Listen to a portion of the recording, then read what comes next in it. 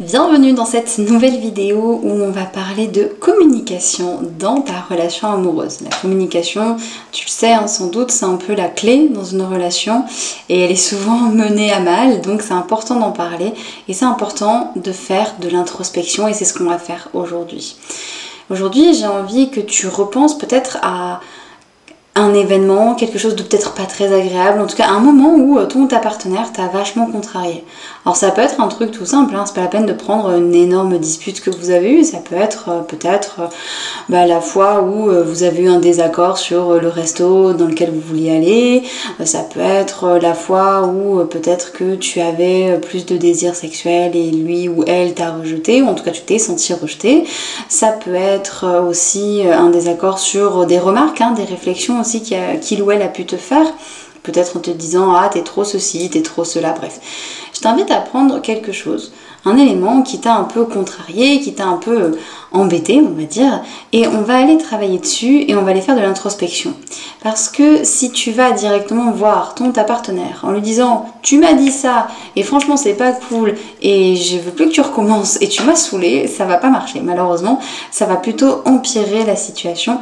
Donc l'idée c'est d'essayer d'éviter d'en arriver là. Alors qu'est-ce qu'on fait? Eh bien, quand tu as ta situation, j'essaie de te poser une première question que tu t'es peut-être déjà posée, clairement, que tu as ressenti en toi, mais c'est qu'est-ce qui m'a déplu exactement? Je vais prendre un exemple, peut-être que cet exemple te parlera ou pas, fais comme tu le sens, sinon prends un autre exemple, bien sûr, mais des fois c'est plus pratique de parler de quelque chose avec un exemple. Donc je vais prendre l'exemple, par exemple, justement, voilà, en parlant d'exemple, que justement tu es en train de ranger, par exemple, et ton partenaire ou ta partenaire vient te voir en te disant oh là là, mais t'es pas un peu maniaque à tout le temps ranger un peu comme ça? Et hop là, ça part, ça y est, c'est la dispute, c'est le mot de trop, ça va pas du tout, mais dis donc pour qui tu te prends de te faire cette réflexion, et tu es contrarié. Ok, donc là, qu'est-ce qui t'a contrarié? Qu'est-ce qui t'a déplu dans cette remarque? Dans tu ranges peut-être un peu trop, t'es maniaque, voilà. Est-ce que c'est le fait d'être traité de maniaque? Est-ce que c'est le fait de te sentir agressé par cette remarque? Est-ce que c'est le fait de t'être senti dérangé pendant que tu faisais un truc important pour toi? Qu'est-ce qui s'est passé? Qu'est-ce qui t'a déplu exactement dans le comportement de ton ou ta partenaire? Ensuite, quand tu as répondu à cette question, tu peux poser maintenant la question de qu'est-ce que ça me fait? Qu'est-ce que ça me fait si là, ce qui m'a dérangé, c'est de me faire un peu traiter de maniaque? Ça me blesse parce que j'ai pas l'impression d'être maniaque, j'ai l'impression que du coup c'est complètement faux, j'ai l'impression de pas être du tout maniaque parce que moi je sais pas, ça peut être par exemple, je sais que voilà, je connais une personne dans mon entourage qui est très maniaque, j'ai pas forcément envie de me faire comparer à une personne maniaque, donc ça peut me déranger. Je n'aime pas cette comparaison, je me sens comparée, ça ne me ressemble pas, bref. Et donc, qu'est-ce que ça me fait? Qu'est-ce que ça me fait ressentir? Quelle émotion ça va chercher chez toi? Est-ce que ça va chercher de la colère? On a parlé de contrariété tout à l'heure, donc peut-être qu'elle t'a contrarié en disant ça, t'es maniaque, voilà, ou tout autre exemple que tu as pris, toi. Peut-être que que ça t'a fait de la peine, que ça t'a blessé, que ça t'a vexé, mais du coup peut-être que tu ressens plus de la tristesse. Voilà, j'ai trouvé que c'était un peu agressif. La manière dont tu l'as dit aussi, peut-être que c'est l'intonation de ta partenaire qui t'a dérangé, pas forcément le mot, mais l'intonation. Donc, qu'est-ce que ça me fait et qu'est-ce que je ressens? C'est quoi l'émotion qui est là la plus forte? Donc la colère, la tristesse, ça peut être la peur, ça peut être la sensation d'être comparé, donc le mal-être, ça peut être l'agacement, voilà.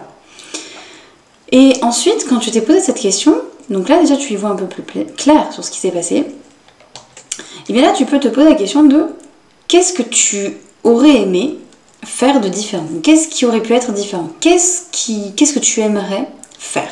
Qu'est-ce que tu aimerais modifier pour éviter que ça se reproduise? Parce que ce n'était pas agréable pour toi de recevoir cette remarque, donc qu'est-ce que tu pourrais faire ou qu'est-ce que tu pourrais demander à l'autre pour ne pas revivre cette remarque? Alors, si tu as peut-être quelques bases, tu vois qu'on est un petit peu dans de la communication non violente que j'ai un peu remixée à ma manière. Alors là, ça peut être de dire, j'aimerais bien que tu me laisses pas, enfin tu ne me lances pas une remarque comme ça qui arrive sans prévenir parce que bah, ça me vexe. Ça peut être je n'ai pas envie que tu juges ce que je suis en train de faire.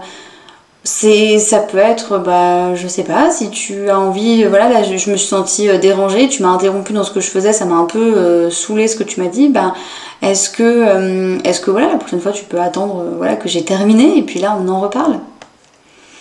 Et tout doucement, ça, tu vois, là, avec cette dernière phrase que j'ai dit, quand j'ai dit est-ce que tu pourrais attendre que j'ai terminé pour qu'on en reparle, on en est sur qu'est-ce qu'on pourrait faire ensemble. Parce que le couple, la relation amoureuse, en tout cas c'est un travail d'équipe, hein, que tu sois en couple, que tu sois en relation polyamoureuse, en trouble, etc. C'est une relation d'équipe, c'est une relation où vous êtes plusieurs concernés. Donc, qu'est-ce qu'on peut faire ensemble pour améliorer ce qui vient de se passer ? Donc là j'ai pris un exemple qui peut paraître un peu bateau, hein, voilà, parce que je voulais pas prendre un exemple trop compliqué, mais ça pourra être envisageable pour une autre vidéo si tu as envie que j'aille un peu plus loin dans les exemples ou un peu plus loin dans les détails. Mais si à un moment ta partenaire t'a contrarié en faisant quelque chose ou en te disant quelque chose, tu vas potentiellement surréagir, tu vas potentiellement te sentir attaqué et donc peut-être ou répliquer ou fuir ou voilà. Ça c'est ok, c'est une réaction qui est naturelle, c'est le cerveau reptilien qui se sent attaqué et qui se défend comme il peut. Et des fois c'est pas la bonne, des fois c'est pas la mauvaise, mais c'est comme ça. Avec le recul, moi ce que je t'invite à faire, c'est quand même à te poser des questions pour aller voir ce qui s'est réellement passé. Dans cette chose qu'a fait ta partenaire, qu'est-ce qui t'a contrarié? Qu'est-ce qui t'a déplu? Donc là, tu t'intéresses aux faits. Qu'est-ce que tu as ressenti? Comment tu t'es senti émotionnellement? Est-ce qu'il y a une émotion qui est ressortie? Et qu'est-ce que tu aimerais faire pour que ça n'arrive plus? Qu'est-ce que tu pourrais faire pour que ça n'arrive plus? Donc là, ça te permet de passer à l'action, tu vois, de pas rester dans ce côté un peu tu as fait ça, voilà, je me sens comme ça, super quoi. Là, on passe à l'action, on essaie de trouver une solution. Et tout doucement, quand tu commences à voir ça, tu peux aller voir ta partenaire et lui dire ok, bah voilà ce qui s'est passé. Il y a eu cet événement-là. Je me suis sentie comme ça. Et moi, j'aimerais bien faire telle chose pour que ça n'arrive plus. Parce que bah, c'est pas très cool de sentir de telle ou de telle émotion. Donc, est-ce que tu serais ok pour faire de telle manière ou est-ce que ça t'irait de faire de telle manière? L'idée, c'est pas forcément que ta partenaire te dise oui tout de suite ou quoi, mais l'idée, c'est plus que tu puisses lui parler à cœur ouvert et lui expliquer ce qui s'est passé. Tu vois, au lieu de faire un éternel silence, au lieu de rester dans un coin, de ne pas parler, l'autre personne verra que tu es contrarié. Hein. Souvent, des fois, on se dit « Ah, je vais plus parler à l'autre, comme ça l'autre, il verra que je suis en train de bouder. » C'est un peu ma spécialité, voilà. Mais en fait, l'autre le sait très bien. L'idée, c'est plutôt de prendre un temps pour soi, d'aller réfléchir et dire « Ok, mais qu'est-ce que je fais maintenant avec tout ça ? Qu'est-ce que je fais pour que ça ne réarrive plus ou qu'en tout cas, ce soit un peu plus mesuré ?» Et c'est aussi intéressant d'aller expliquer tes émotions à ta partenaire parce que elle ne peut pas les deviner. Et donc des fois, juste avec une petite remarque anodine comme ça qu'elle va poser, elle va pas se rendre compte que ça va te vexer. Donc ça peut être important pour toi de dire, voilà, cette remarque-là, moi, ça me rend triste. Et quand même, je pense que ta partenaire, si c'est une personne qui tient à toi, cette personne n'a pas envie de te faire de la peine, n'a pas envie de te rendre triste. Donc une fois qu'elle saura qu'effectivement ça t'a impacté et que ça a été difficile pour toi, là, peut-être que ce sera plus facile d'en discuter avec elle et de trouver une solution.